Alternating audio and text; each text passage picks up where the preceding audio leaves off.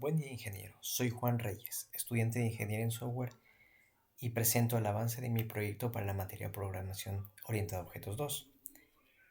Este sistema está diseñado para gestionar un emprendimiento real de Airbnb en la ciudad de Manta.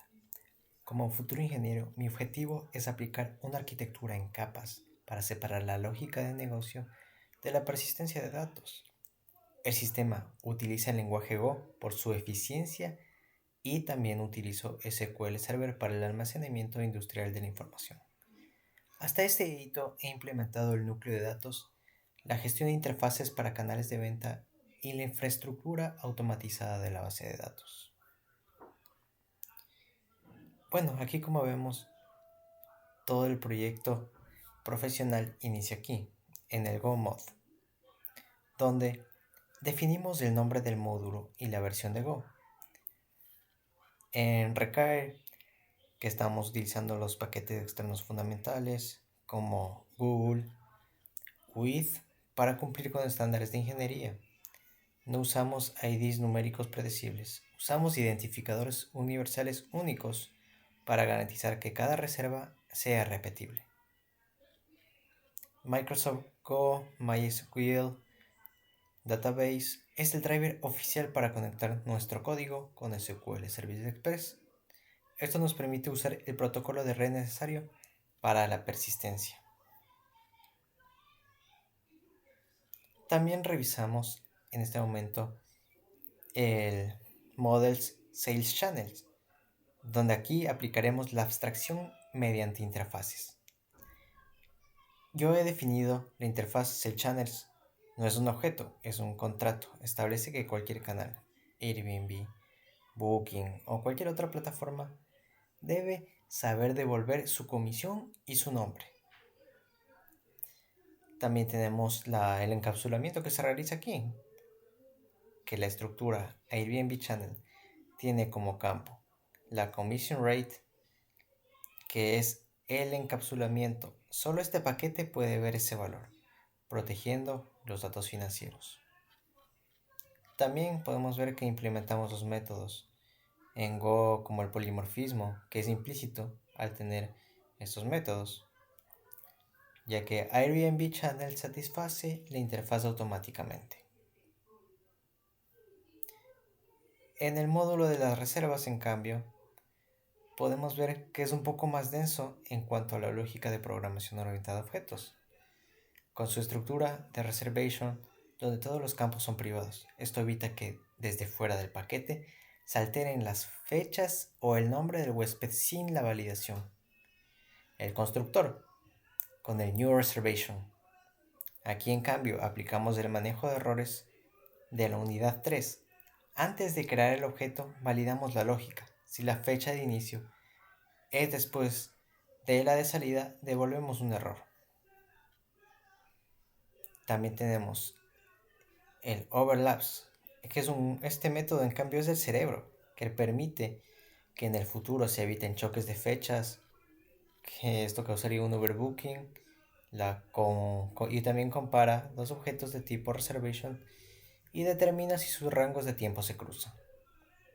También tenemos los getters, donde implementamos getters públicos para permitir que la capa de base de datos lea los campos privados, cumpliendo con el ocultamiento de información. En el módulo, en cambio de repositorios, tenemos la persistencia de SQL. Pasamos a la infraestructura y como ingenieros buscamos que el software sea autónomo. El archivo database-init implementa la creación automática de base de datos. Nos conectamos a localhost en el puerto 1433. Y también tenemos que el código verifica si la base de datos de Airbnb en Manta existe. Si no, ejecuta un comando create database para que no se cree constantemente, sino una sola vez y a la siguiente vez ya solo revise. Definimos en cambio la tabla de reservas.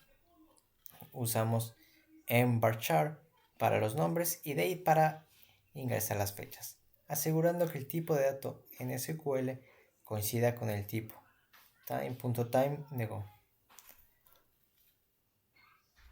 Tenemos la ventana del IDE que está el repositories y el reservations repository. Este archivo se carga de la persistencia mediante el patrón repository.